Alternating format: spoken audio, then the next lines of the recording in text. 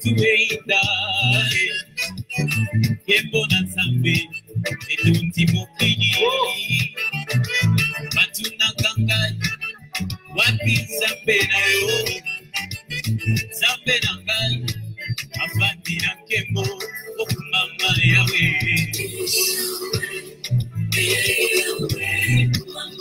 Mama yawe Okumama yawe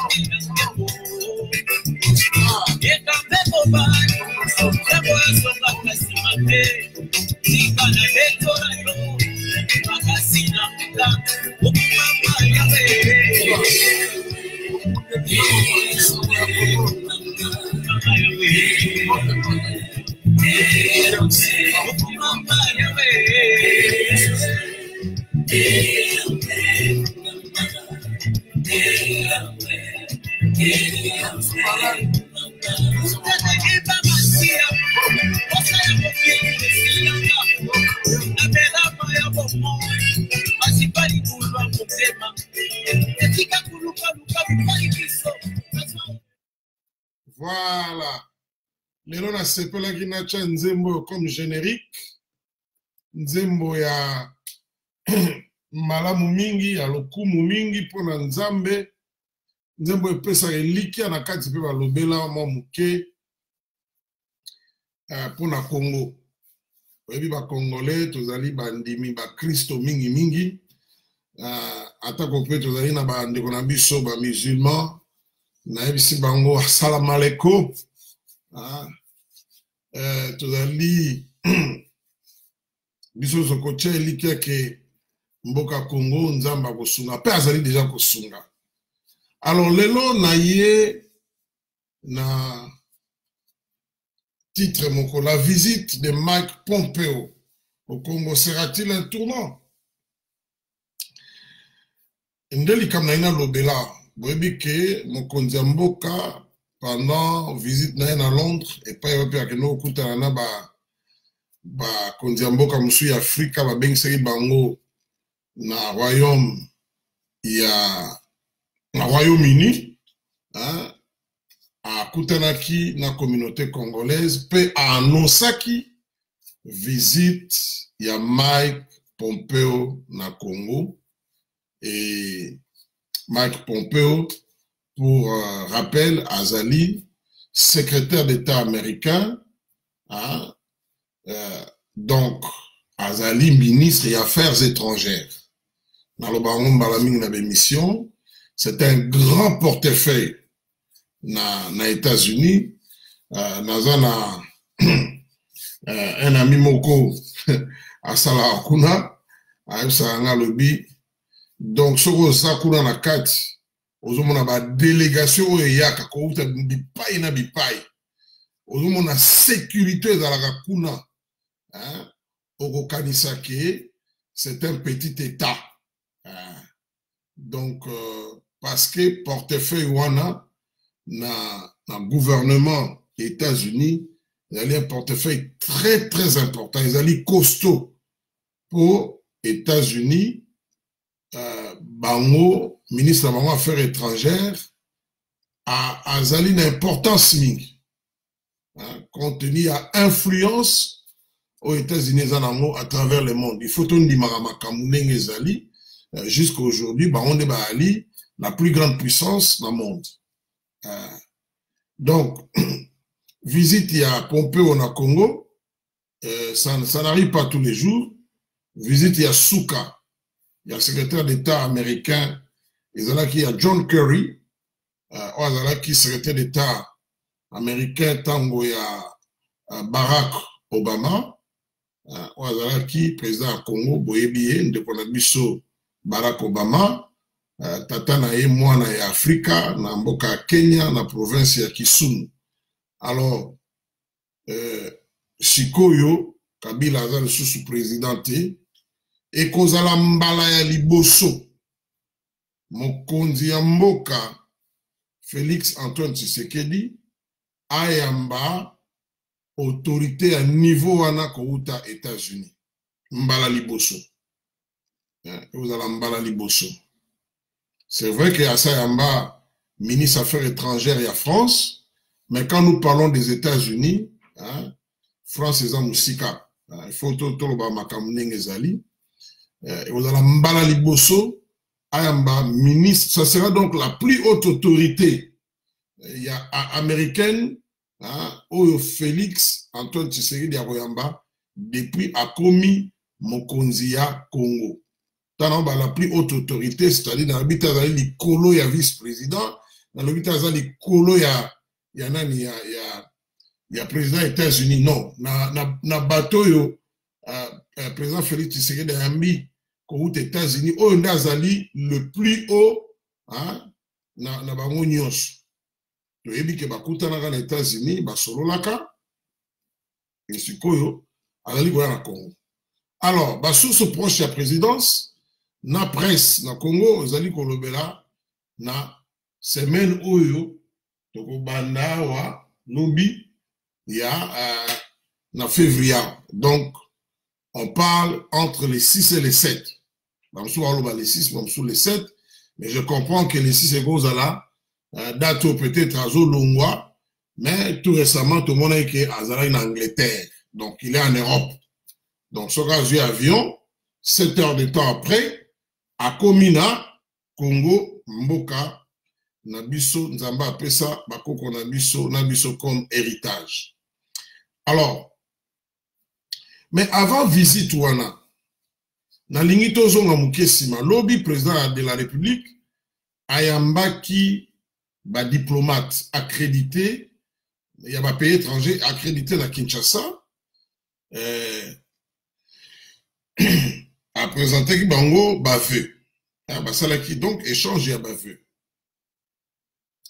Et na maloba na quelque part à lobby que le Congo est désormais de retour sur la scène internationale.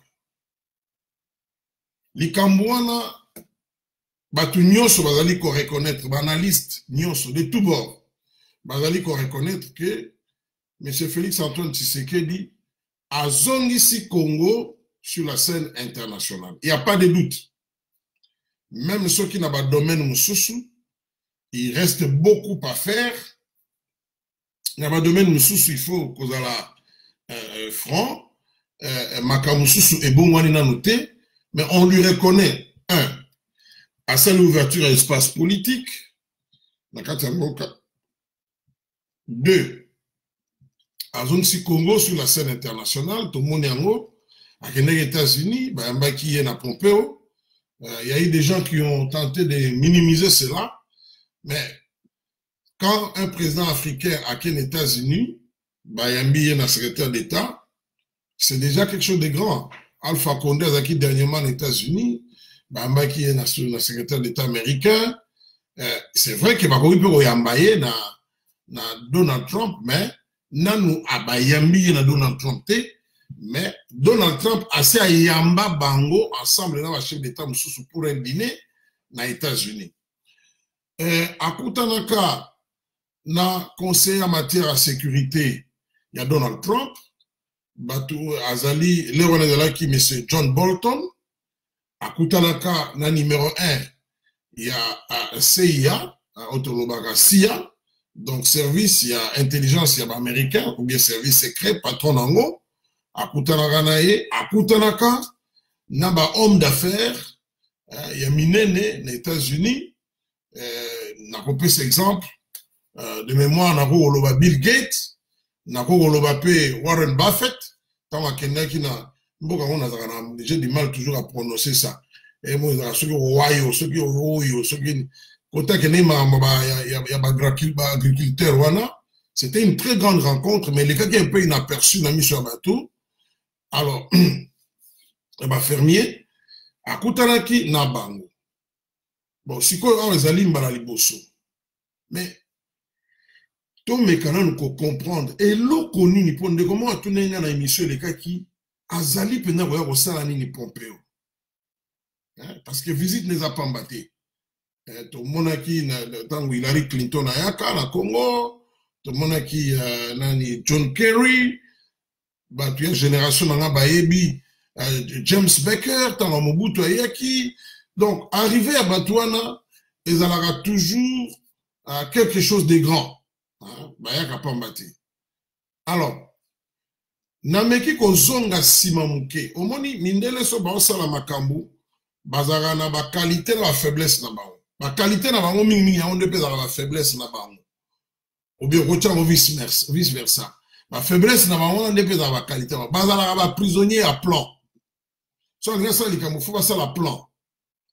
Donc il faut ba tracer des gens là avant ba s'engager. Bamona balakisa bipai nini bakokende eloko nini bakosala dans le futur bongo avant basala yango et na plan wana bakosala plan wana ekozala chronométré donc bakotia yango na kati ya tango. Alors ndenge moko mpe na politique bazala na plan soki okei na département d'état les États-Unis okokuta oyo bazobenga bureau ya Afrique, c'est-à-dire epai Tibor Nagy, sous-secrétaire d'État américain chargé Afrique, na kati wana okokuta lisusu oyo babengi nani envoyé spécial ya États-Unis na Grand Lac. Et auquel lisusu na niveau assez okokuta wana ezalaka pita femme tazaka envoyé spécial auquel lisusu na se lisusu okokuta responsable ya desk ya Congo. Et soko zindi lisusu wana siko okuta nde ambassadeur na bango na Congo. Voilà. Et dernièrement na occasion à la fin na occasion à fin d'année tu na ba fête ambassadeur des États-Unis na Congo akendaki vacances. Mais na vacances na wana aussitôt vacances esili accueilli na département d'État. Akutani na responsable ya desk ya Congo. En dehors de ça, akendaki pe na Maison Blanche. Kaka na cadre makambo Congo. Na zolo wa biloko ya zoko cha na ba tant azo tweeter. Alobi na masolo ya Congo l'équipe bien na Maison Blanche. Akutanaki pe na secrétaire au trésor ya États-Unis. Hein? Akutanaki na ye. Donc, département et trésor, on a des sanctions contre eux, saisir biloko mutu, bloquer mbongo, tout ça, banini, département et trésor. Akutanaki akutanaki na secrétaire de trésor, akutanaki na sous-secrétaire ya trésor, pour nous l'apprécier. Alors, ma solo pe l'équipe bien. Après, azongi mboka Congo. Il n'est pas allé parmi les diplomates oyo bayaki pour un échange bavé boyebi kombo nae Mike Hammer. Ami pesa kombo ya Congo Nzita. Voilà. Alors, tomeka ki kolandela étape par étape ba déclaration na ene to lobi wana sikoyo tozo monawa ambassade nani yemoko patron. Il y a diplomatie américaine dans le monde. Naza ko bandela ke azali moto monene aux États-Unis. Compte tenu ya ambition États-Unis pour le monde et puis non seulement ambition mais compte tenu ya influence aux États-Unis dans le monde. Donc c'est un grand patron. Ce qui a yeboye, c'est-à-dire pour na makambo makas parce que makambo wana ambassadeur a ko lobango. Mais peut-être va juger que ils ont un niveau ambassadeur il faut y moko kita. Bakoki kotinda envoyé spécial pita femme. Ba estimer que non, c'est de grande importance et zo senga y moko kita. Bakoki kotinda même Tibor Nagy azalaki na Congo plutôt en Afrique. Hein, il y a à peine je crois une semaine, il est même arrivé en Centrafrique. Donc mosika tena biso. Mais yetende mutakei azo kene na Congo mais ezali moko secrétaire d'État américain donc nani Mike Pompeo patron il y a diplomatie il y a États-Unis. ezali visite pamba te. Aye tourisme te, aye na masolo ya minene. Masolo yango ezani. Na kokoloba avec beaucoup d'honnêteté, na yebite. Mais ce qui n'a analysé na loba na émission les kaki, on peut comprendre que ezali masolo ya minene compte tenu pe ya timing ya visite oyo. Tosi to sali une année depuis ba élection sali depuis mokonzi sika azwamaki. Ekoki une année. Siko yaye. Mais pour na pesa bino moi na mettre bien en relief importance ya visite oyo. Ne na lobi que visite na est-ce que ezali un tournant? Pour na pesa bino lelo na jijaki bon. Na rafraîchi ma mémoire à bateau pour faciliter biso analyse. Et à partir de là, tu peux mettre kende na mozindo. Le 7 mars 2019, Monsieur Tibor Nagy, sous-secrétaire d'État américain, chargé Afrique, Bayamba qui est na télévision française comme France 24. Et là qui interview en anglais. À ça qui ba interview mususu na ba RFI ba nini mais tozwa ki oyo po ezalaki na makambo ya alobaki awa oyo to bana ko bambo to zela. Tango leka bongo to zongela to sala analyse ya makambo. Lelo na lingi ko tia eza na anglais so na tche na kokata po na limbo la maloba. Bande komsu bozali awa bozo landa ngai boyebi anglais. Soki na zangi si eloko moko émission oyo ezali émission bino pe fobo bo participer. Soki na zangi si eloko moko bino boko bakisa obite place ono bosani boye. Soki na lobi mabe eloko moko boye na zui signification na mo bien te bokoki ko corriger po to enrichir analyse. Natango na kotika bosala natango na kochapo natanga ba commentaire et puis nazwa mituna. Alors toyoka na bokebi journaliste azali kotuna ye sur politique ya États-Unis en Afrique akomi na likambo ya Congo tolanda na bokebi. Ask them. Your trip now, you're going to be going to the DR Congo, and right. There has been a change of sorts. Yes. Joseph Kabila was unable to stand, but it's still his people who control the National Assembly, the Senate, the military. And when you go there, when you speak to Etienne Tshisekedi, will you get Felix Tshisekedi? Excuse me, Etienne was his late father. When you speak with the new president, will he be the man in charge? Well, here's the deal. First democratic election. Bon, na katira noa. Journaliste ya France 24 a otaki kotuna ye makambo mususu. Alors bine mais sikoyo ozali na voyage okende na Congo.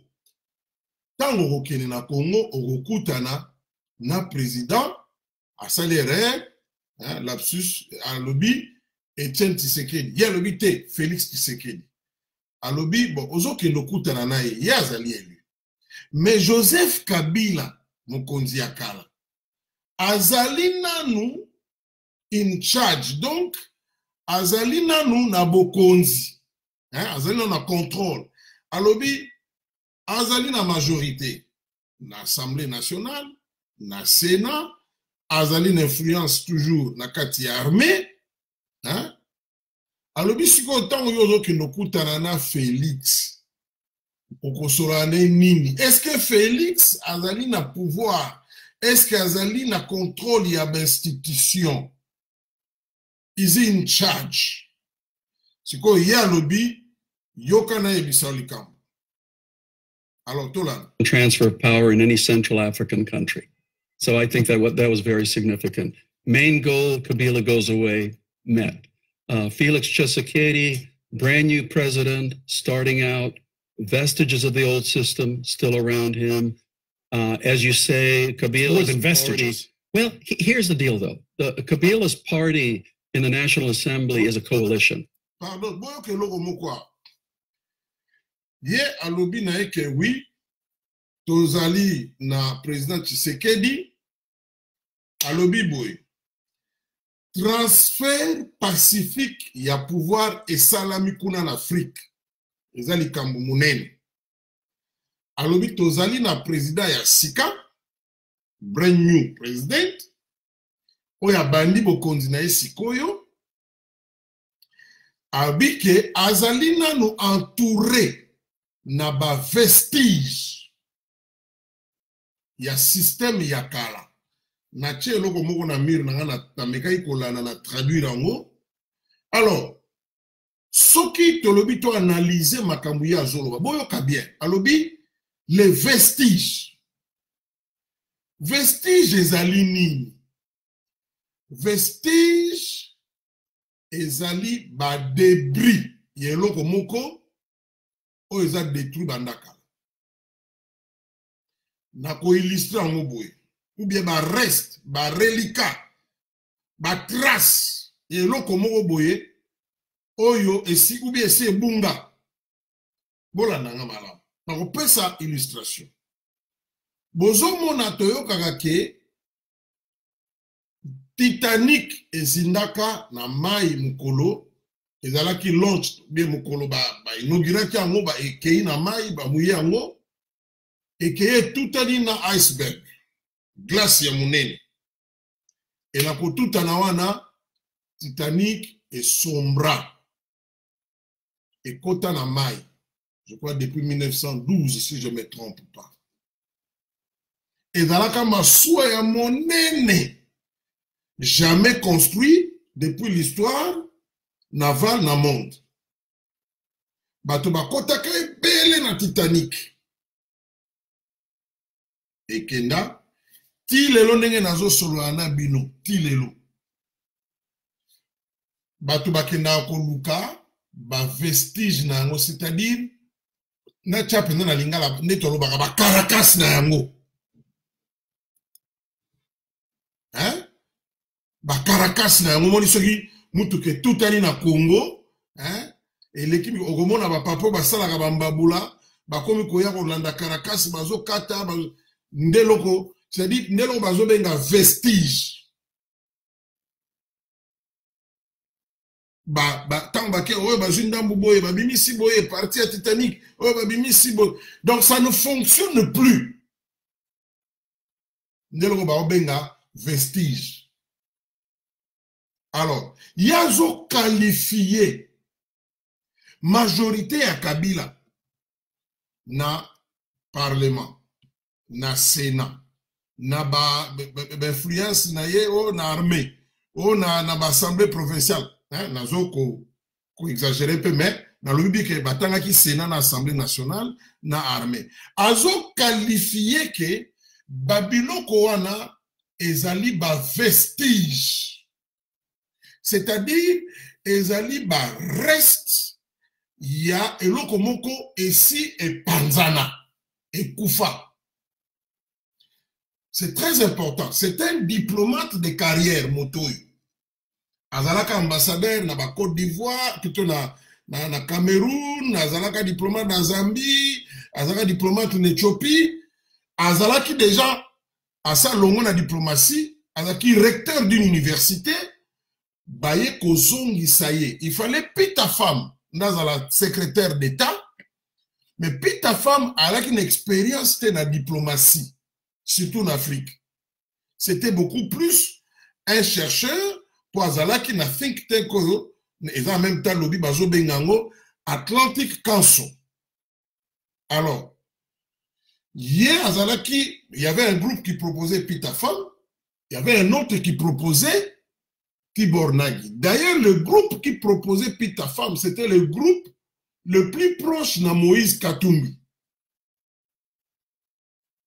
Moi qui vous parle, tant que Pita Femme azali na Atlantic Council, nasi na solo anaye. Just for a short time. Et puis à passer ngai, moi si mon secrétaire, à l'obito correspondre. Na Atlantic Council kuna bango basalaka ba policy, donc ba politique va proposer dans le gouvernement américain. Alors, mais tipo yo, diplomate mingi,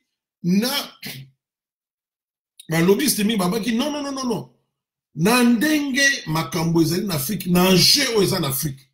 En Afrique, c'est un grand enjeu par rapport à la pénétration à Chine. Il faut un diplomate, moto ayebi terrain, un vrai diplomate, pas un théoricien, mais un vrai diplomate qui a une expérience. Nendenge bake ko so moto asa longwa diplomatie bandakala, bazongisi ye, ba nommé ye sous-secrétaire d'État américain chargé à Afrique. Ye azali ko benga nini ya Kabila lobi ezali ba vestige. Ngana zo insister na mo wana. Pour tant na ko sala analyse na ko continuer na makambo susu bo comprendre. Alors token. And as we all know, when there are transfers of power, all types of political dynamics start happening in the background. For the Westerners, it's very difficult to fully evaluate what all is happening in the political process there. As I said. Alors, tant qu'il y a le dit que vestige, journaliste a surtout dit, vestige, à tout niveau, on se met dans le vestige, il y a dit oui, habitala. To yebi qu'en Afrique, ce qui transfère le pouvoir et salami, c'est-à-dire, bokonzi, mais ça va terminer, bokonzi longue na maboko ya motomoko. Et qu'il y a un maboko mutumosusu. Alors, derrière les rideaux, toyebi ke ba développement mingi salamaka ya makambo belé, hein? Il y a des mouvements et salamaka. Wana ezali maloba na ye yangaite. C'est-à-dire quoi? Nous ça l'appelle les gens bamoko analyse, c'est-à-dire ceux qui pouvoir échanger en Afrique. Makambo ebele soki lelo ezali ke nazo pesa exemple ya moto moko nazo kaka ya Clyde Sharadi Salum ngana na pouvoir et combien pas ndeko na biso Clyde Salum bato minyo baza sima na ngai okomona bakomo kende pa ndeko Clyde nene ezaka na Afrique bongo to mona yango ba bazalaka na Mobutu sima ya Joseph Kabila. L'air nous sommes comme un zèle qu'on les quand même batoyo bayena Joseph Kabila. Nous avons vu ça. La mère Mendo toujours le beau. Bazaki a une opposition à continuer à pouvoir à Kabila et à plutôt ya Mobutu, à Longwe, Mouzaïe, tout ça Kabila et Joseph Aïbo a commis plus zélé, a commis en avant-plan qu'on les cana bateau bayaki na Joseph. On les gaba moussous. C'est ça la réalité à pouvoir en Afrique. Donc, na sima rideau, hein, nouvelle dynamique, c'est très important. Mais les Camboyo, ça fait partie à réponse. Il y a un lobby, tant lobby vestige. Said it's undergoing. There are very significant political figures in the Congo that were outside of the country who will be coming back in. Lots of going into this democratic and electoral mix going forward. If you remember, in Angola, not too long ago. Pour le moment, on a opposé mingi bazo ba musupe ba koya bazo zonga, hein? Donc azo la kisake déjà ba makambo za ko chanjaka. Wana tozali interview ezali le 7 mars il y a année passée nazo lobeza ya sikote. Mais ngana gardaka yango na baki tozela moment yango ekoka. Sikota na lobi makambo na alobi nini? Rappelez-vous Nangola toyokai. There was a transfer of power. And everybody said that President Lorenzo would still be on the leash of the former president. And look at the incredible changes that have taken place there over time. Boyoka. Alobi tamu transfert de pouvoir et salamaki na Angola. Azo est journaliste en français. Souvenez-vous. Et nani na relevé le gomo quoi. Pour nani ba interview na mingi na presse française. Boyebi ke ba français. Na l'élection il y na Congo, bah là il y a une position opposée na oya ba américain par rapport à ba résultat de l'élection. Car ba monter sur aujourd'hui ba pays européen, mais l'Allemagne s'était réservé. Hein? L'Allemagne, c'est parce qu'il faut dire les choses clairement, la tête de l'Europe, de l'Union européenne, c'est l'Allemagne. Tu as déjà dans le contexte, Brexit et c'est bandaki. Tu as déjà dans le processus, il y a Brexit, donc anglais, bazo lungwa na Union européenne. Donc, ba français ba oyo batikala na lien makasi na ba pays africains. Ba français o bazali ti lelo na pouvoir sur certains régimes en Afrique. Bango salaki bango pasi mingi.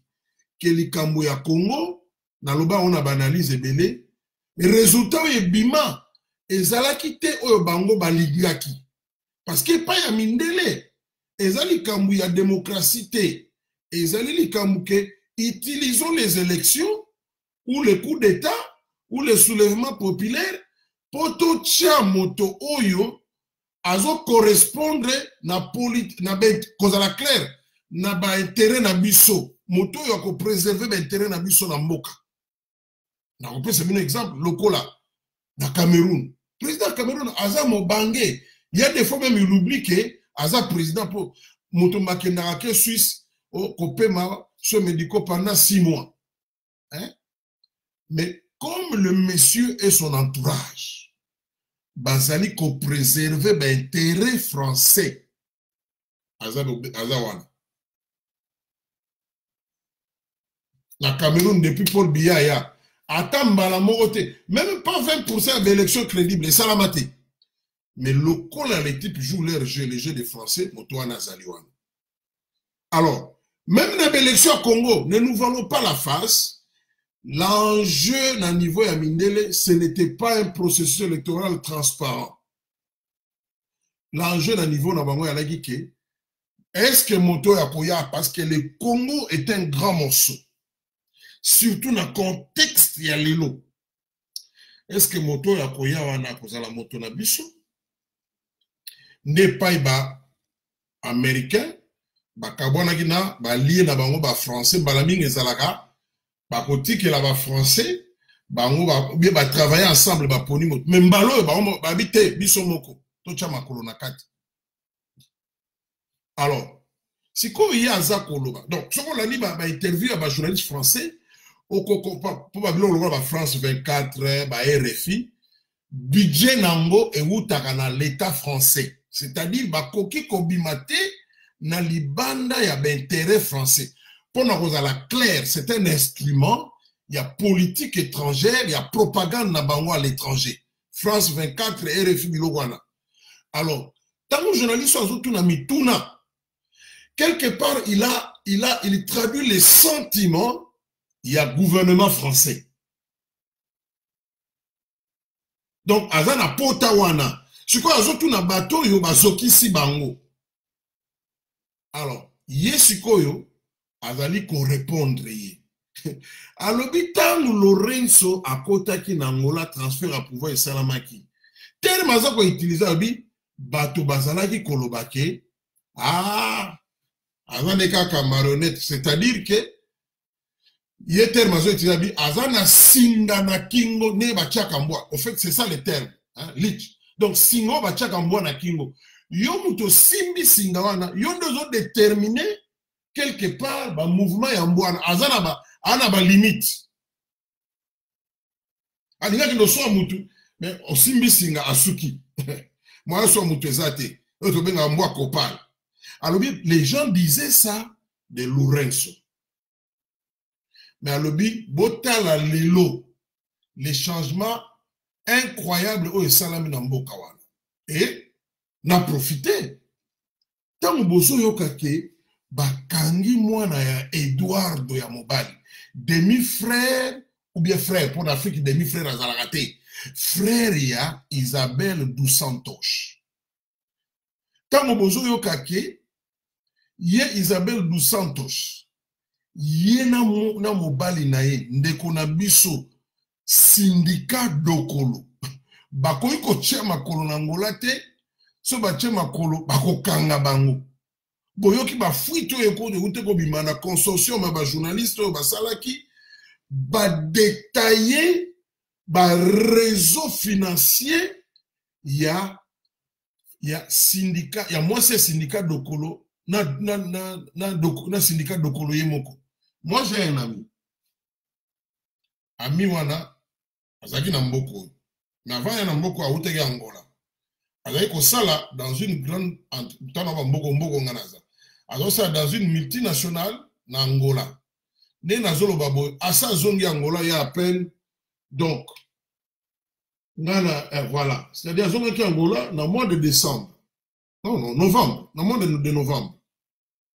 Si je ne me trompe pas. Non, décembre, début décembre. À zongi Angola. Ami wana ndoko yebisa ngai tango syndicat telemi abandi ko ba makambu ya Congo ayosinga bi moto wana ba congolais ba yebi puissance moto wana za na moto puissance financière. C'est un ami qui connaît bien l'Angola. Abinanga mon cher, moto wana ba na mbongo ya kosakana te. Je reprends ce thème. Abi omoni ba Moïse wana ba ko télématé na mbongo yo syndicat na mwasi ne bazana. Et puis bazana ba connexion ma casse libanda. Tant makambo avant Ebanda, il m'a appelé, abandi ko yebisanga lobi mon cher, bombo moko ko bima mikolo yo. Lui m'a parlé des détails. Abi bombo moko ko bima mikolo yo, boko yoka. Et ça la qui déjouté, bum, ba fuite bimi na kanisi. Na yebo benga me tu avais raison bi na yebisi yo. Parce que ami wana zongi lisukuna akomisu mukonzi pena na compagnie moko kuna na Angola. Donc on peut alongo lui pena famille na bakekuna. Abisi abi mon cher batu wana baza na mbongo mais le régime en place ils a déterminé d'en finir avec et pourquoi ceux qui batiki bango na capacité financière baza na ngoana na ba connexion baza na mona kati ya système économique et politique ya mboka oyo un jour bako okoyisa le régime en place abi bako landela bango kanga likambo na zoyebisa et ko continuer nde na comprendre abi oui alors moto ya zoloba nini Tibor Nagi. Alobi batu bazakolo bakaza na singa na kingo. Elingo lobani.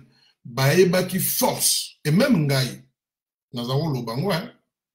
Dans mes analyses. Nazako loba. Ngana kondima ke Lorenzo. Azana. Donc, azan libre.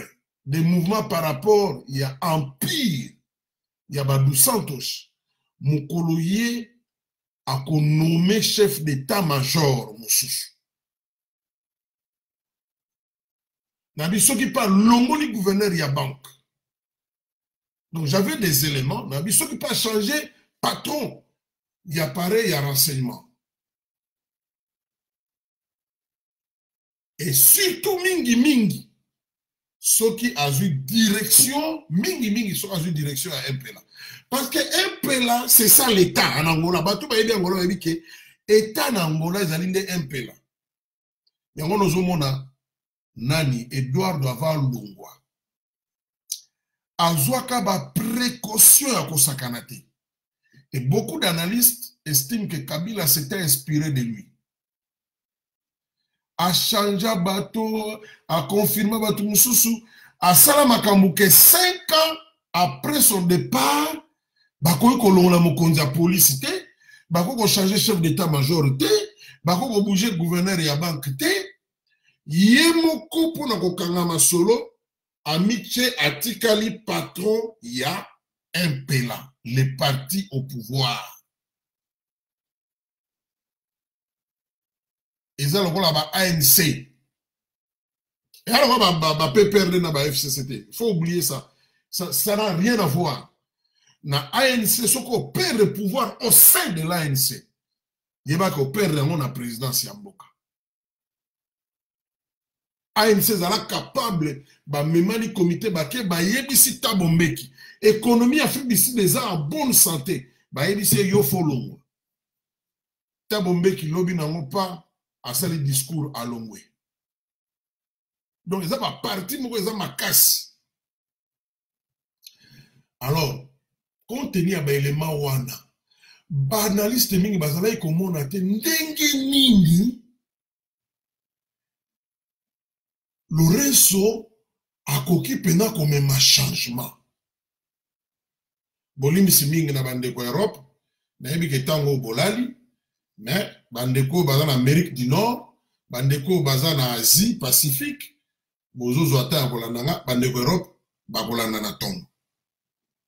Alors quand on regardait les choses de près, un analyste sérieux se disait, mais comment cela va-t-il arriver?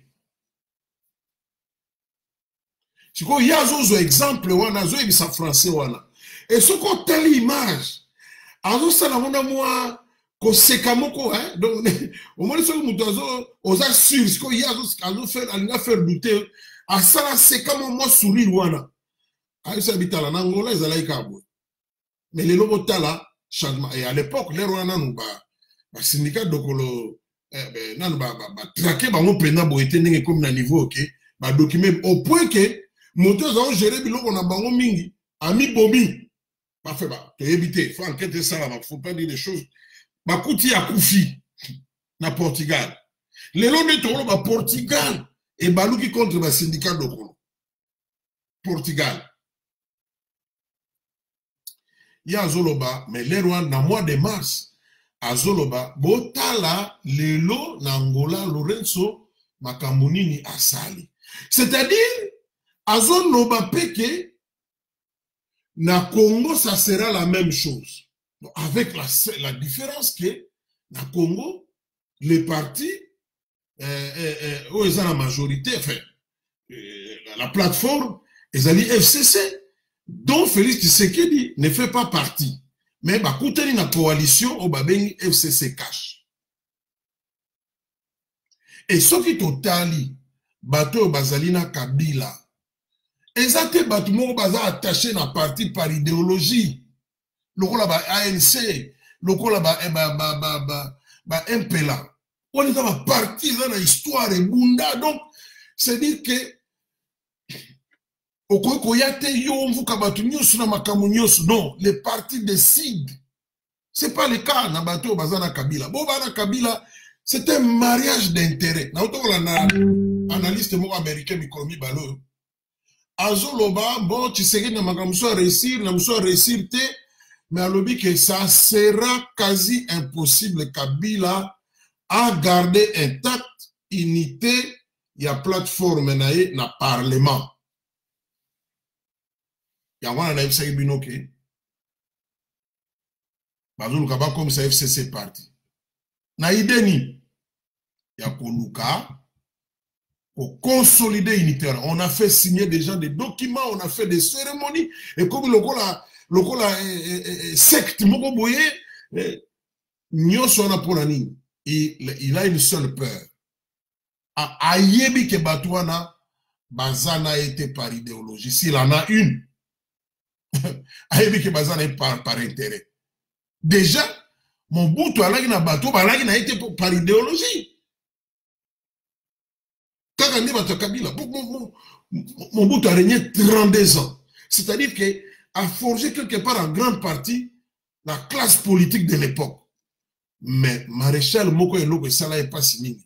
C'est-à-dire qu'à la fin, il s'est retrouvé pratiquement seul, lui et sa famille.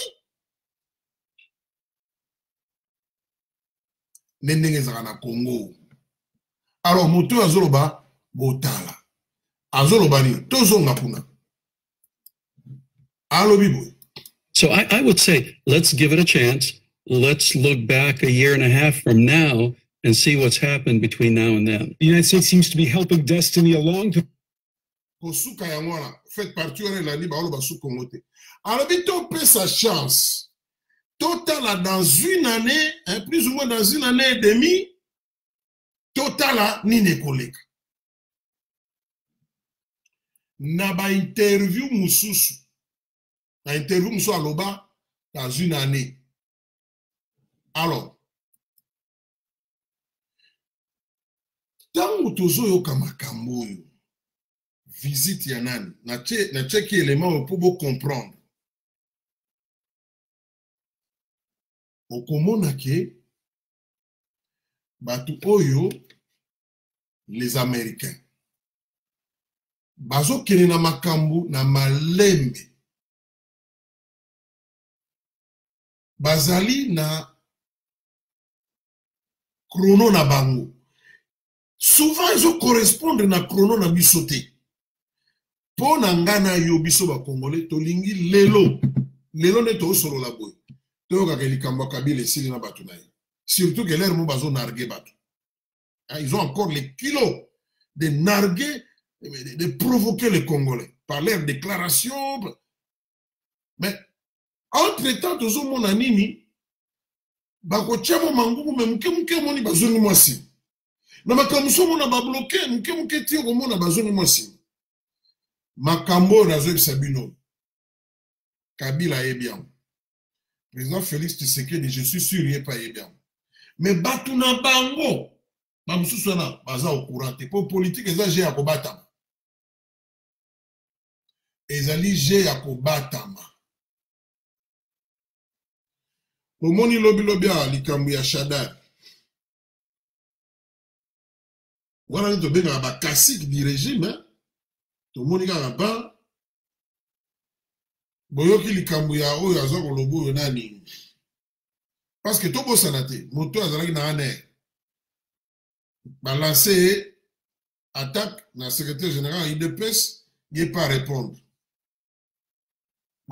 Mutuna mutazana mwa ba entrer nae ngai na mekai ko solana batu mutune ya immigration po batu mingi bali mingi na aéroport na tuni yebisa ngai alobi na ngai mutu moko te na ide persona bimana passeport passeport de service eza ma lukuta et moi je prends pour l'exemple passeport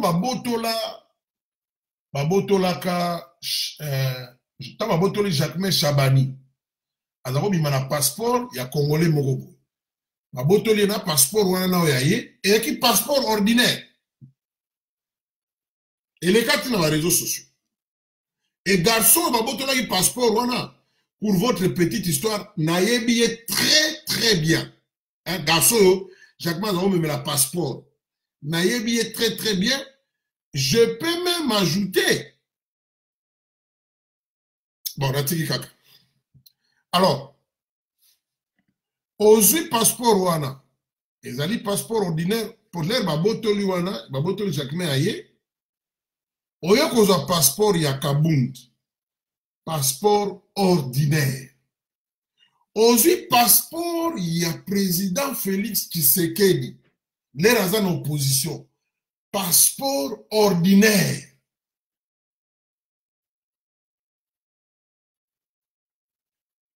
Ngana zo biloko ngana yebi so yo yebi mususu malamu mais yo ngana yebi. Alors tant de quoi immigration ebisina j'ai compris que non, c'est une sorte de campagne.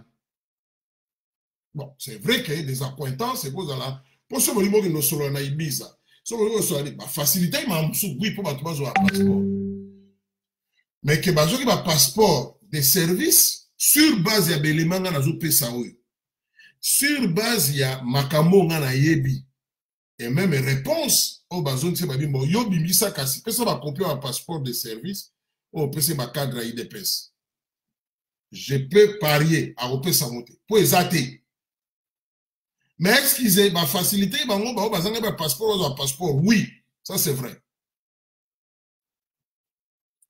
Alors et non connaît les cas. Les Américains, ils font tout qui va maintenir paix et stabilité. Mais dans le maintien de la paix et la stabilité, on a un changement graduellement. Et bazo linga que les Congolais eux-mêmes participent à cela. Terme ya zolobawa, et ça correspond étrangement. Na oyo un ancien diplomate américain il na Washington na début année oyo il na lobi pour na biso l'objectif principal les alaki na Kabila longana no place wana et bozo kango auto lobangwa alongana no wana et so côté pe na Angola c'est comme ça qu'ils sont allés bien que le contexte est un peu différent Mais vous regardez, c'est la même méthode. C'est la même méthode. Dans d'autres exemples, Angola, pour y aller à Pessian. Et loko eli kolobani, na ba pays étranger mosusu. Oyo ba yebini makambo zo kende. Tant on va comprendre que l'avenir n'est plus avec Kabila. Mais l'avenir, c'est avec Félix Tshisekedi. Il y a un président français. Azo yamba président Tshisekedi nenga yamba kia. Il y a un mwasi oyo Merkel. Bazo yamba eno, c'est-à-dire bango basi ba yebi. Et donc c'est très important. Les Congolais bazo tala makambu. Bazo tala makambu surface. Mais bazo basi ba yebi que makambu na c'est kei. Bazo comprendre et bazali ko anticiper. Le président de la Commission de l'Union africaine, à Boaka et Lobomo Lobby, a dit président Félix Tshisekedi, the DRC is back. Le Congo est rentré. Président Tshisekedi a accueilli, oh non, coopération, oh na Belgique, Bayambi est un roi. Biloko, ce n'est pas de la complaisance.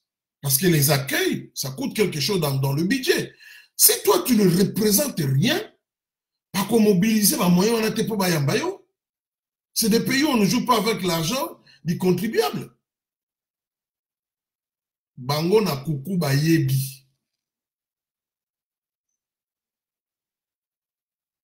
Bayebi yango très bien.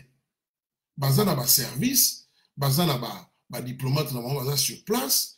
Bazo mone la makambu na nzumu mususu ba yebi ke oyo azate onda zali. Pour on peut ce petit exemple dans la Bible, au moment où Samuel azole la pona Saoul, yazuma nzambe ayisa bi me yozole la mutu na sina rejeté. Donc na niveau ya nzambe, il n'est plus roi. Oyo etikale dans l'apparence. Et d'ailleurs le terme vestige peut le appeler quelque part apparence.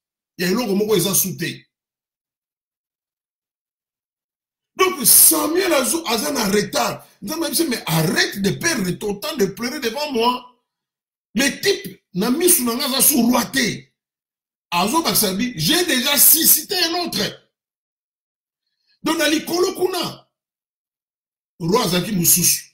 Mais na serva moto avani na trône, batu bazo ki no sala e bonheur moto Moussous. C'était comme on dit en anglais, it's a matter of time. C'est un problème de temps. Et plus le temps passe, plus au moment mouké, hein, pouvoir, il y a le président Félix. Moi, je constate, les alliés s'est consolidé. Vous savez, un homme comme Poutine n'a payé le rôle la Russie. C'est l'un des pays le mieux renseigné dans le monde. Poutine, toute sa vie, c'est les renseignements. Toute sa vie.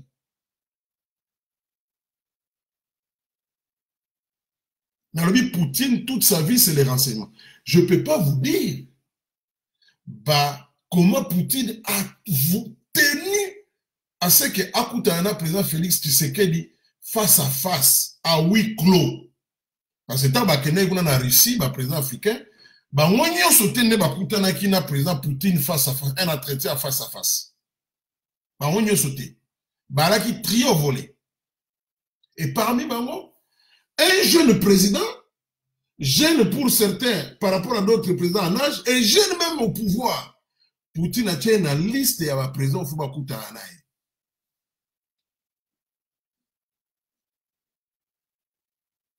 Je connais un ami, hein, diplomate beaucoup russe à Ebisi Alobi, au Matisinga ba point, kuna na Kremlin.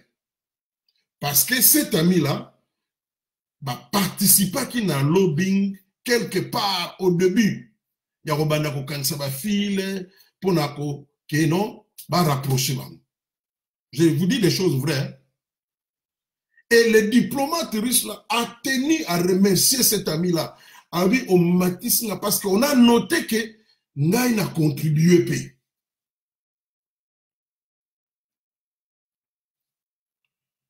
Alors, eloko oyo nde na lingai na partager na bino yango. Yango nozomona naza na tante zela na yebite so na boko tshela bino yango. Attendez, si ça va marcher. Élément oyo ya ancien président de l'Assemblée nationale Minaku. Bazwa entretien na ye moko boye, hein? Azo sololana bandeko na ye ya FCC. Alobe lo moko très capital et lui, il avait compris. C'est là, yango, na tshela bino. Je crois que boyo kango, ça sera suffisamment audible. A fait le rappel des troupes. Quelles que soient les sensibilités, les sentiments de chacun, c'est le régime. C'est Joseph Kabila Kabange, c'est Mzé, c'est toute cette démarche. Et donc nous devons travailler parce que si Ramazani perd, notre régime perd. Vous imaginez les conséquences. Et donc chacun doit réfléchir pour que nous communiquions comme il se doit afin que notre candidat rafle la mise.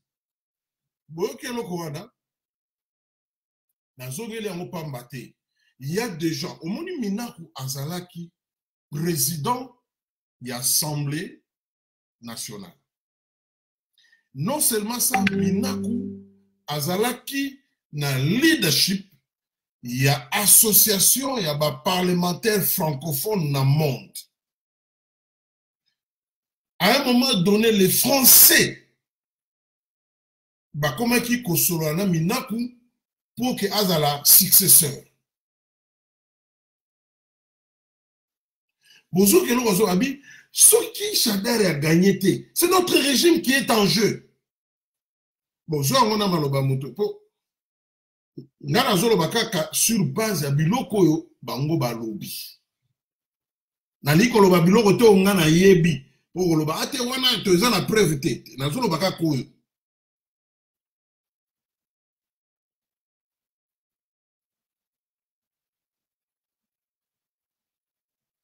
Alors, pour Nangai, visite toi la déterminante. Est-ce que Nana Lobake, Soka Yeba, non, non. Nalika Kolobake, souci monene ya Kabila Zalake, changement au sein de la Congo et se tourner contre elle. C'est ça sa plus grande préoccupation. C'est ça sa crainte.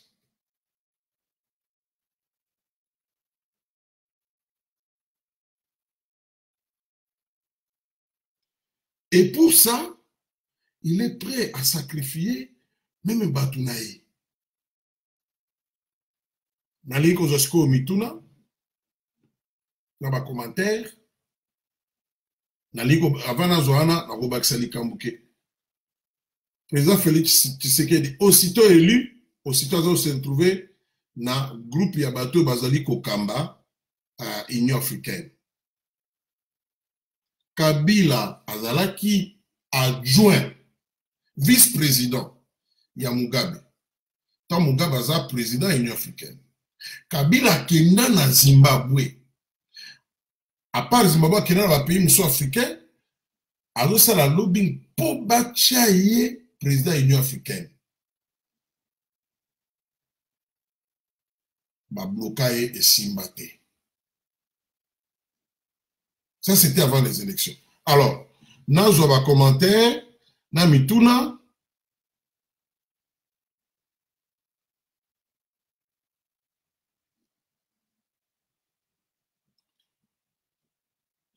Moi, excusez ceux qui ont union sauté parfois. Je peux aller tout mon colonne de Konanga qu'on se sent dans la technique une question très importante. Allez. Nalingi Mituna, bah bonjour. Bino nyonso na lingi bino na pesi bino mbote.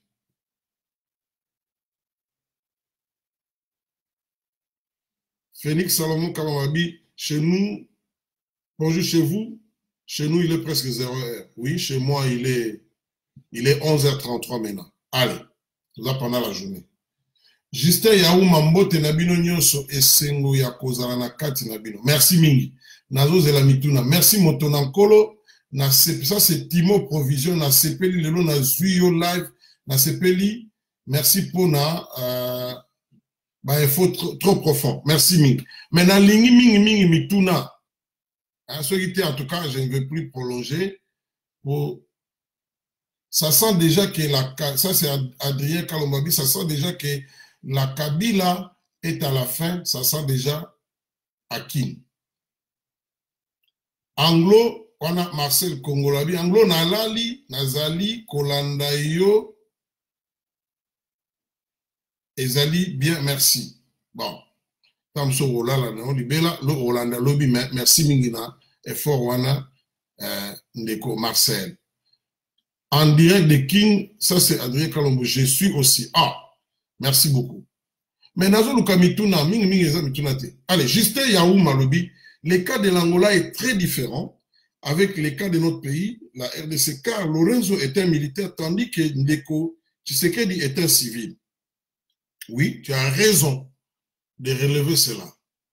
Hein? Mais que Bossanate, Eduardo Azaraki civil. Eduardo qui a tenu Nanini Azaraki civil. Kozala militaire, Nayebite Eli Koloba Pena Nini na politique. C'est pas un régime militaire en Angola. C'est pas un régime militaire. Mais c'est vrai que la situation angolaise, je l'ai dit.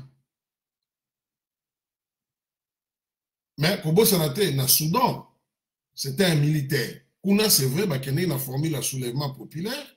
Et puis, on a soulèvement populaire, dans le bas, on a rêvé. Et Koki Kosalama à la condition de jouir la complicité à ma pinga. Partout, il y a eu soulèvement populaire. On a Makamboleki na Namboko, n'est pas Morales qui président. C'est Bolivie, je crois. On a une interview à Morales. Ils ont expliqué que la police et une partie armée, bah, là, Katiakou. Au Burkina Faso, c'est la même chose.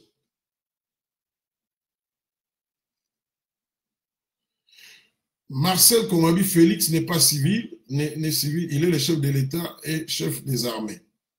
Bon, pour avoir une formation militaire, c'est ça ce que ça veut dire. Mais il est le commandant suprême. Justin Aoumabindeko, nous devons arrêter de compter sur l'Occident. Ils sont là pour leurs propres intérêts. Ils ont la possibilité de lâcher Kabila pour laisser la place à Félix, mais ils ne veulent pas. Ces gens-là sont des hypocrites. Oui, Ndeko Justin Aouma. Mais Mboka Nini ne travaillera pas dans l'intérêt de tous. Ils ont raté. Les États, c'est compté parmi les entités les plus égoïstes sur la terre. Pays Mokote Zalagao, ils ont travaillé pour l'intérêt de tous. Ils ont raté. Ce que c'est par contrainte. Et puis, attends, les Occidentaux. Il faut qu'on distingue ma camp. Moi, je parle des Américains. Nazolo occidentaux terme on a occidentaux qu'on considérait que une même façon de faire les choses et zalaki mingi na période de la guerre froide. Mais après la chute, il y a mur, il y a Berlin. Après dislocation, il y a URSS. L'Occident n'est plus, le bloc occidental n'est bah, comment on a la divergence d'État? Mais je vous donne un exemple. Le nôtre, c'est la Brexit. Mais pourquoi Anglais balongwe no quoi? Quand il y a un intérêt, les gens balongwe sans froid aux yeux. Pour ils ont un intérêt na bangoté. Mais ce sont des Européens. Bon, nous avons un ambassadeur na bango na France. Alors oui, tolongwe Union européenne, mais tolongwe Europe. Nous restons un pays européen. Mais ceux qui ont un intérêt na bangoté, malgré l'histoire. Malgré lien bazanango, malgré le temps passé dans l'Union européenne, parce que les Anglais comprennent que cette histoire, ce n'est plus l'intérêt de Nabusso. Nous contribuons plus que Portugal, nous contribuons plus que Grèce, ou Allemagne. Allez, il faut tomber bien dans Nabusso. Ça ne nous profite pas. Donc, dire que ce sont des hypocrites, oui, tous les États. Tous les États. Et tu as raison de dire que tous à la prudence, oui. Est-ce que Macron la Kabila Mbalamoko? Mais oui, ils peuvent le faire. Mais seulement ils ont choisi la voie. Il y a Keba Kenenango Bongo pour stabilité et zala. Parce que Kobo Sanate, ce ballon mutuna nenga mobulu, ça fait école. C'est-à-dire, batumsu batama bien, ngai so na tikiawa, bakokanga ngai boyebo. Alors bazo kenango, mais surtout dans le Kamba Congo, oyebike armée wana ndenge ezali wana. Réalité na ezali ke na kati kuna cohésion eza makasi te. Ils ont un groupe très disparate. Allez.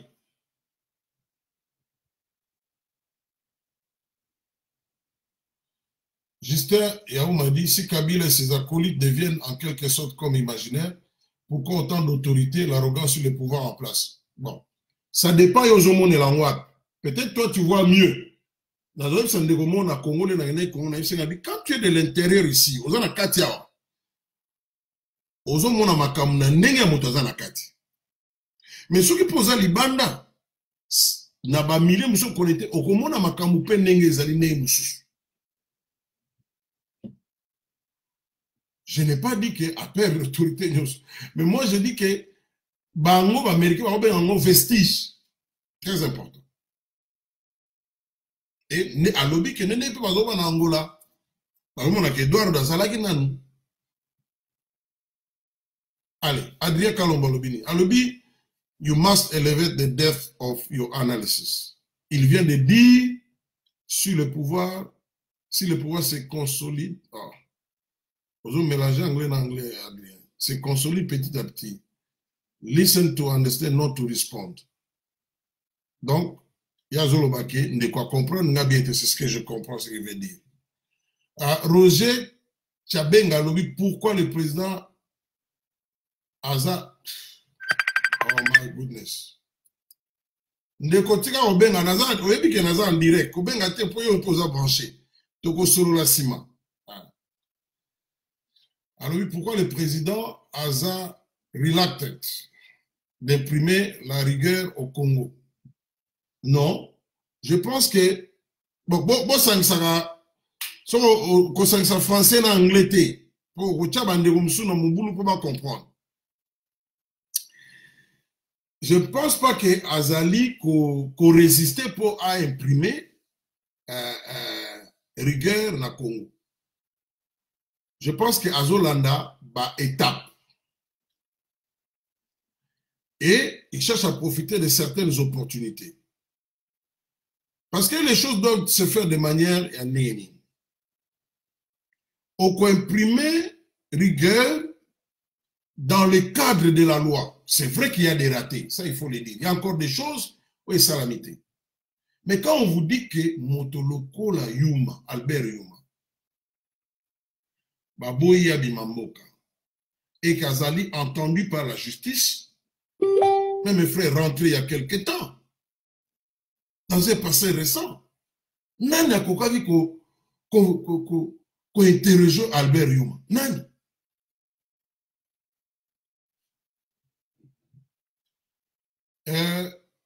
Nakasi na répondre à Nina.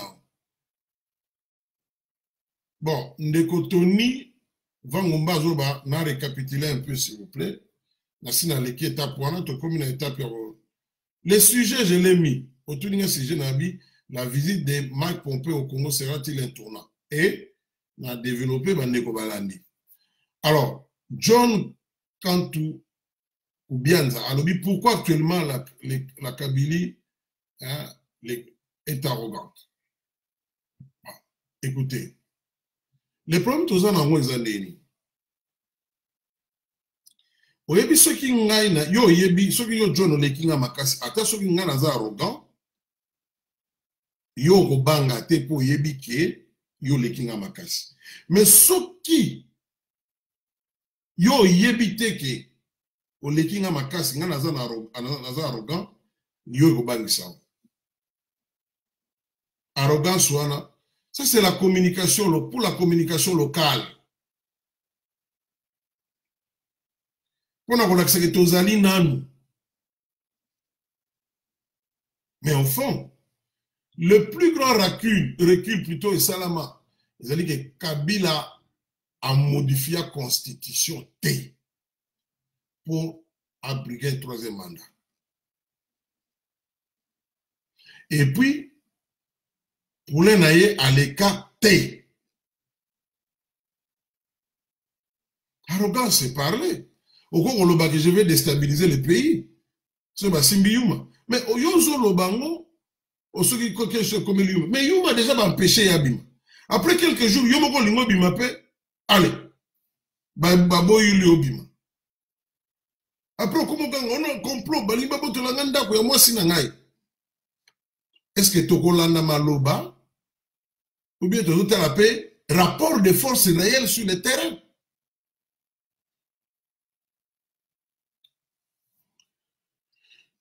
Alain Kilalobi, est-ce que le président Félix peut réussir avec les mêmes personnes qui avaient échoué à eux-mêmes, sinon la dissolution du Parlement est la priorité? Je crois, c'est ce que tu veux dire.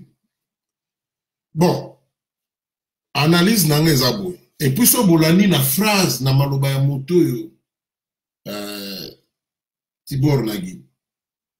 Azo lobelo komoko alobi, ce qui pouvoir transfert à pouvoir et salami. Et ça a une nouvelle dynamique et ça en Afrique. À partir de l'élément où nous comprenons, nous comprenons que indépendant à moins que je me trompe, je peux aussi me tromper, hein, pour les prophéties, les analyses. Mais j'avais compris une chose, que Barokene na logique yake, dissolution à parlement pénaté. Et il y a un cause à la plan B, mais plan A. Et Ali faire basculer la majorité du côté du président Félix. Et croyez-moi, de mes mécontents, il y en a dans Kabila. Il n'y a pas une unité parfaite là-bas, ils ont été. Il y a un FCC comme un parti politique. Mais Bazako hésité parce que ceux qui va lobby les Cambouana qui va appliquer en haut, c'est qu'il craignait et qu'il y ait salam. Et l'anda qui va déclaration vis-à-vis du président Fachi, soit ma déclaration à Kaboum, il y a Maboum, Janine. Mais il y a une réaction à Batouna. Donc tu sens que les fidèles de l'église ne répondent plus de la même manière. Et Bandakina Bahati. C'est au Kébité. Bahati a robima pionnier na mikolo goya.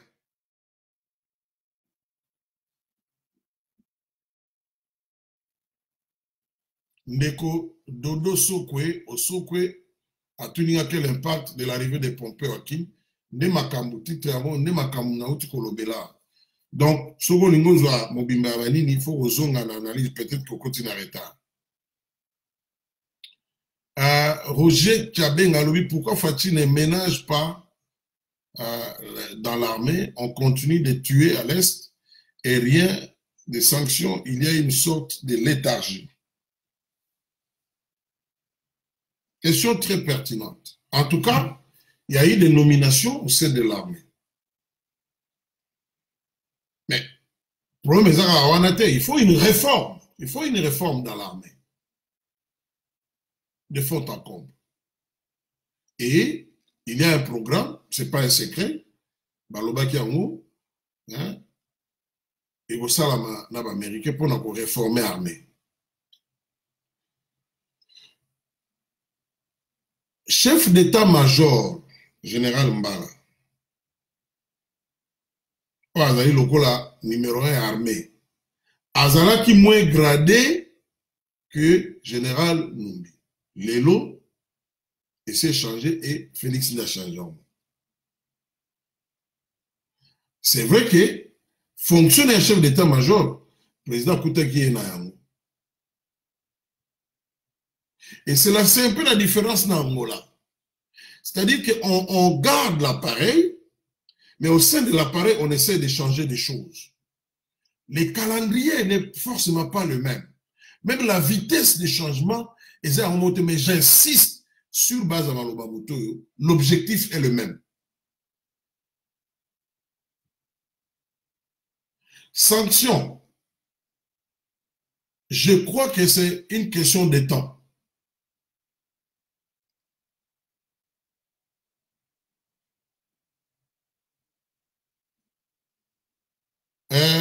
Marcel Congolo-Moulombabi, Anglo, je viens de poser la question.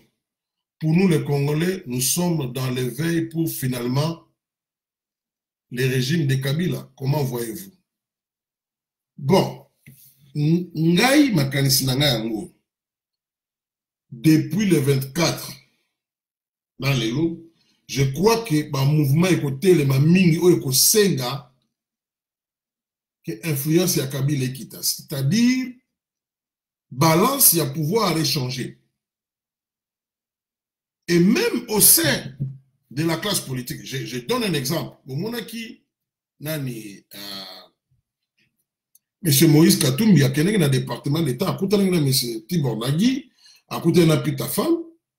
Et au moment où je vous parle, M. Jean-Pierre Mbemba, Azana Congo, il est sorti discrètement du Congo. Mais tout porte à croire qu'une sorte d'union, je dis tout porte à croire, et Kokiko Salama, entre Jean-Pierre Moïse, président Félix Tshisekedi, n'a une partie à FCC pour faire basculer la majorité dans la. Mais la plus grande difficulté, c'est ce qui majorité est dans la. Le premier ministre a Kouta Wapi. Na compartiment nini ya majorité eko sala. Akouta pas Jean-Pierre MLC, akouta na ensemble, akouta pas Bahati, akouta na cash. Je crois que les calculs politiques qui restent à faire, ezali angwana s'il n'est pas encore fait. Et c'est là où je vois le cardinal Ambongo jouer un rôle. Ngamona lobi angote, hein. Et c'est l'Obama Mwandam.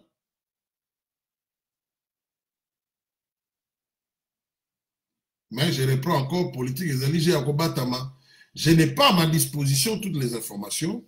Moi, j'ai fait l'analyse. Sur base, il y a bien officiellement, na on a encore besoin de Mupanzi. L'Ikambu armée, na ce qui n'a pas armée, c'est toujours la plus grande inconnue dans un pays. Okoki koye bate lelo balamuki loyal pas na lobi balamuki va changer. Et Kabila n'a jamais eu confiance dans l'armée na biso ya Congo à 100%. Ya ngona l'air moko beng ça va mercenaire.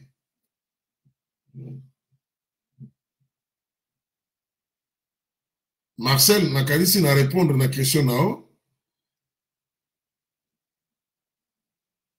Ah, Ndeko Ovivo Justice à lobby, les dossiers d'impeachment à Washington pourraient-ils influer sur la politique à RDC? Oui, en partie. Mais dossier à impeachment,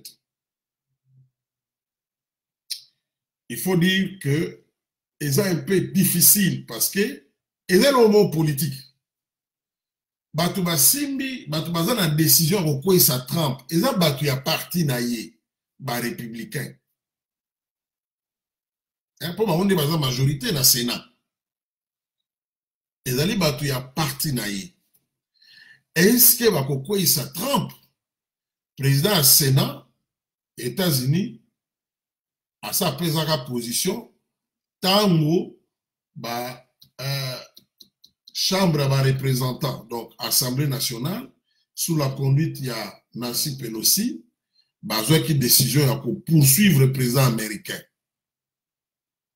Alors, il m'a mis sur la mise en politique.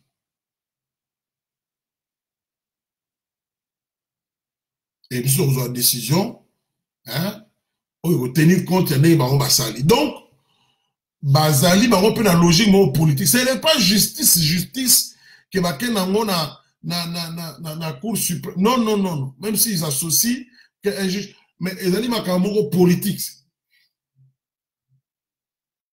Namoni a outil comme menacé ancien conseiller en matière de sécurité Bolton et puis atinda qui tweet moko azoko lobaneni Bolton akumisaka conversation na ena président ya Ukraine.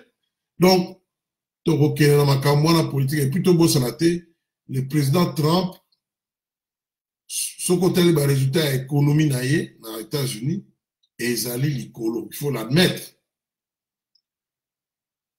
Bon, dans le sondage, c'est vrai que moi, je quitte Ali, mais pas jusqu'au point que à perdre.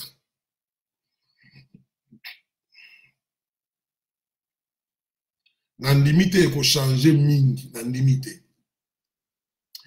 Dans ce que nous avons déclaration moko Bill Clinton, pas Hillary, mais Mobali, Bill Clinton.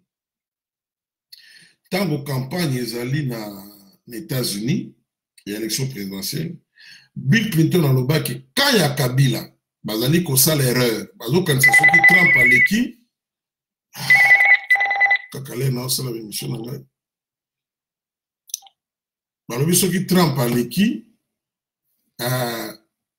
Kabila zo kanisa ke bakozala bien, mais bazo sala erreur et il avait raison. Dans Kinshasa les Trump à l'écart, bah sabra champagne. Mais est-ce que le lot va remettre la sous Trump à Mabo?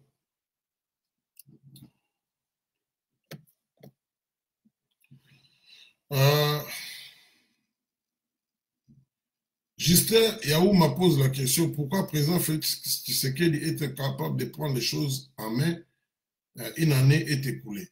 Il va prendre ça en main, ce qui caca majorité échanger dans le Parlement ou bien dissoudre. Mais jusque-là, il a les choses en main conformément au pouvoir qui lui est reconnu par la Constitution. Il ne faut pas oublier ça.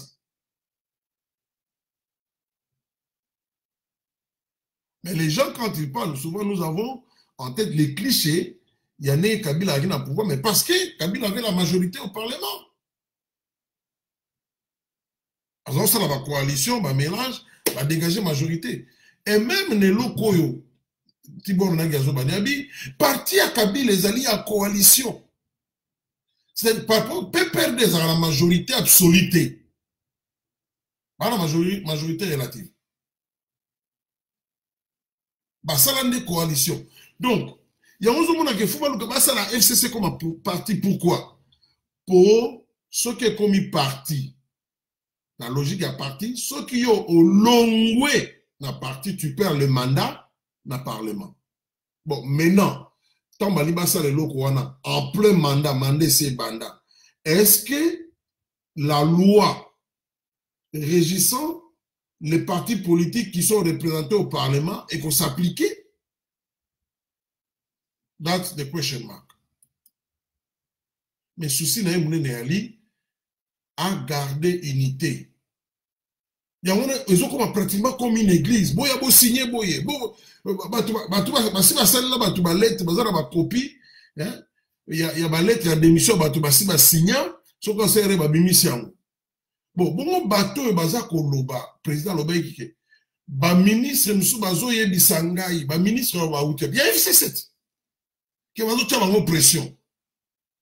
Parce que en réalité, les ministres qui sont en fonction, bien qu'Azamutu y a FCC, on a pouvoir. Pour bon, baza libanda, baza bata FCC, bazo luka ke marambo changer, maramba kota na gouvernement. Yango bokay ma dialogue. Et Vital Cameron Zali, directeur de cabinet chef de l'État, dialogue exacté pour battre kota na pouvoir. Exacté. Président Emo parle au rendez-vous, on a le Vatican, rendez-vous en 2023. Togo au solo là. Alors bien il m'a rappelé opposant n'a pas envoyé les opposants. Mais rendez-vous en 2023. Parce que dans la logique il y a Congo, ce qu'on a pouvoir chance na yo qu'on se retrouver après l'échéance électorale, ils ont réduit. Donc, on a des choses dans la FCC. Mais nous avons une circonscription électorale. Donc, on a concurrent. Surtout que campagne, on a concurrent. Alors, on a souhaité que le gouvernement, les alliés, sinon, on a fait les moyens, il y a quoi pour gagner l'élection. De l'autre côté, Mouto a Zolobake, en Afrique, pour pouvoir échanger, ils ont la makambo salamak. Et tous on a mouké bateau bazalaki radicalement, extrêmement opposé à président Félix. Donc, le langage a changé. Bango sauté. Et bazali ko observer, bazota la main n'engezo chola. C'est très très important. Donc, tu as une situation, na linga koloba boy. Président, tu as une situation, tu as une boy. Kabila azali sou makasi nenge azalaka te, mais azalaka makasi. Président Félix Tshisekedi azali sou faible nenge azalaka te, mais azali na faiblesse. Mais si on se compare, qui a gagné na kati ya changement, nani oyo force ne bakisami. C'est clair que le président Félix a gagné, mais il n'a pas tout gagné. Kabila a perdu, mais il n'a pas tout perdu. Mais il y a bataille, c'est-à-dire que les boxeurs, mais c'est la dernière bataille parce que au cours de mener na point, na dernier round, so ba pesho ka moko kwe ka ba point na onyo seke na mayo, wow. Mais dis-moi, Kabila n'est plus seul sur le ring. Et il y a agir dans les coulisses. L'autre est officiel. Mais na bakse li binokak. Les vestiges. Mundele a fait l'interview, surtout qui est. Oui, vestiges. C'est-à-dire, débris, reste, reliquat, yelo komoko, et c'est koufakara. Et dans la zone, si nous pouvons clôturer, na maloba, ya nani Minako. À propos très pertinent. Abi, au fait, il montrait les risques habitants. Ce qui t'opère là, il y a Zoloba, Ezali, donc à Zongitina, c'est-à-dire que l'aventure Afdel, si je peux appeler ça comme ça, ils aussi là, dans ma cambo, ils aussi là. Ceux qui chadar à l'équité. Abi Mouzé, Joseph, et ma camnabango, ils aussi là. Ceux qui chadar à l'équité. C'est le changement des régimes. Azali me conduit un peu perdu. Azali président à parlement. Azali peut, je crois, vice-président à parlement, association parlementaire francophone. C'était un homme bien informé. Mais attention, dans le but que somme simité, babomi nyoka, mais somme ya nyoka et sili na noté. Et ça, c'est psychologique.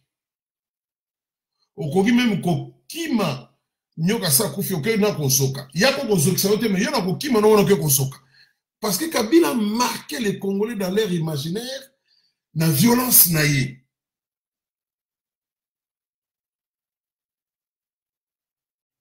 Et beaucoup de gens réagissent en fonction de ce que Kabila a fait dans le passé.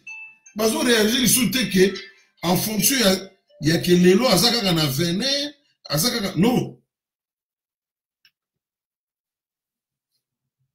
Adrien Kalombazo Tunangai, est-ce que les Américains sont aussi derrière de ce humain? Maintenant, si c'est clair. Les Américains vont aller au Congo pour une visite, pour le Congo, ils sont dans le centre de l'Afrique, pour les Congolais, ils vont mettre la musique malade, non. Ils vont aller au Congo parce qu'il y a des intérêts stratégiques dans le Congo, pour les Bango. Et bien, l'intérêt, on a mon cobalt. Et mon simbe qui marche cobalt, on a nani, Yuma, a simbe la Kabila, marche cobalt, on a, na suki siwana, Nzambe apambola bino to continuer na kosambela que mokano ya Nzambe, que la volonté de Dieu s'efface. Hein? Mokano ya Nzambe est salama. Mais na moi ba solo na parce que ce problème c'est aussi un problème spirituel. Nous sommes d'accord, mais moi je parle en connaissance des causes. Il y a une photo sambe. Si le loba tout le monde Kabila va comprendre hein. Kabila parce que tout ils avaient tout préparé pour Atikala. Même sur le plan militaire, à Somba ba arme n'a jamais comme avant.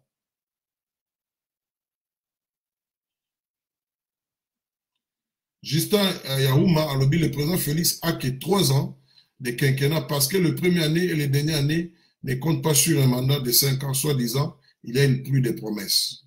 Oui, tu as raison. Tu as peut-être raison. Clairement, nous vivons une sorte de transition. Hein? Une sorte de transition. Mais on dirait comment qu'il y a une souka. Dans les 5 ans ici, il y a une année déjà, Oyo et Kei et Zokende, le rôle en transition. Est-ce qu'on va continuer? Question mark. Mais Batu et Kabila, ils ont tout intérêt.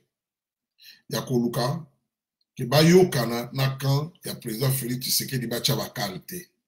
Parce que mon président Félix Tshisekedi a révoqué ministre parce qu'il a promis. A révoqué ministre Moko. Kabila n'a plus le pouvoir de nommer un ministre.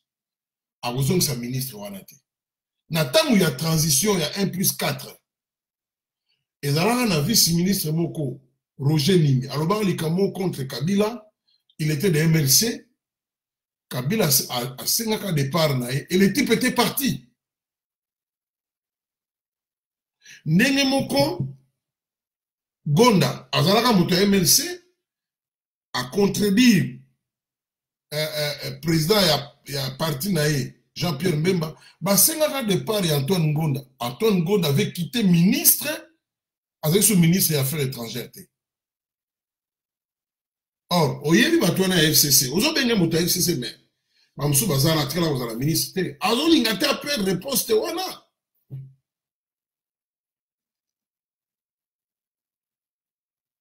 Donc, il a quelque part un pouvoir sur eux. Et Bozo, on a tout le temps les conseils des ministres, bien ici, quand le président de la République convoque le conseil des ministres, le premier ministre va s'opposer. Parce que lui-même, premier ministre, a révoqué par le président de la République. Et ceux qui vont boy, alors le président dissout l'Assemblée nationale. Est-ce que ceux qui vont dissoudre l'Assemblée nationale, hypothèse, est-ce que les kabilistes sont sûrs qu'ils ont la majorité dans le Parlement? Non. Il y a un bango. Quelque part intérêt dans bango et ça base dans la carte du président Félix, mais le problème c'est que Bali Kozalana Kabila lingi président Félix Yamaka cité. Mais est-ce que le président Félix a dit que le président Félix va animer 5 ans Azalana bango quelque part bango de base dans la majorité dans le Parlement. C'est pour cela que je dis éco changer. Na mutu nanga nazomona probablement, je dis probablement shift ou bien changement et au sein à niveau majorité dans le Parlement. Ce qui était, bon, ça va se faire dans la rue. Hein. Bah, tu ne sais pas comment on va librement. On va pas mater. Les taux montent. Les taux montent. Kabila là dans le pouvoir, il y a un policier dans le là. Bah, qu'il ne peut réprimer une marche. Hein. Il ne peut plus. Hein. Les gens oublient. Il ne peut plus. Et ce qu'on sait, mon boulot mingi, les gens oublient que la MONUSCO, c'est une force militaire et ça, la Congo. La MONUSCO n'a plus d'ordre à recevoir des Kabila. C'est le président Félix. Ça sont des éléments très importants. Et on a dit MONUSCO est Longwa, MONUSCO est Longwa. C'est très, très important. Nakanisi, na Suksiwana, mituna mswe zalite, tokute l'embarrassement. Mais tu es que Kabila peut se prendre dans le sens ligne qui est bon. Il a limité à aucun bras de fer. Non, non, non. Mais il fait tout pour ne pas tout perdre. Parce qu'il n'est pas gagnant à bras de fer. En tout cas, au finish, il n'est pas gagnant. Il a seulement le pouvoir. Il y a Kocha, ma peau de banane. Pour ce qu'on a dit, au Bali Moto. Bali moi si bon. On peut essayer de pouvoir quelque part et faire le bas non, et le bas oui. Avant, au matin, tu peux jouer un autre salaté. Donc, c'est le pouvoir qu'il a pour l'instant. Ok. Natiki Bino, tu peux un balancement. Vous continuez comme ça, mais là, vous kabola, analyse yo, tu peux un sima. Oya lingili solo, moi moulaye, a bengingaye, inbox, tu peux solo là. J'ai encore 10 minutes. Après, na bimi nangai. Bye bye. Mungu amibariki sana.